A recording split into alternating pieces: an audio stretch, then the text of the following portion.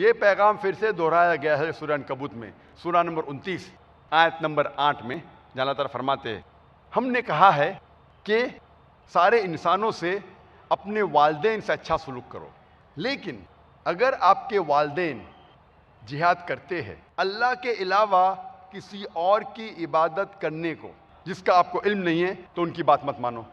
ان آیتوں میں اللہ تعالیٰ فرما رہے ہیں کہ غیر مسلمان جد و جہد کر رہے ہیں، لیکن یہ جد و جہد کو کہا جاتا ہے جہاد فی سبیل الشیطان، جد و جہد شیطان کے راہ میں۔ ہم مسلمانوں کو کرنا چاہیے جہاد فی سبیل اللہ، جہاد اللہ کے راہ میں۔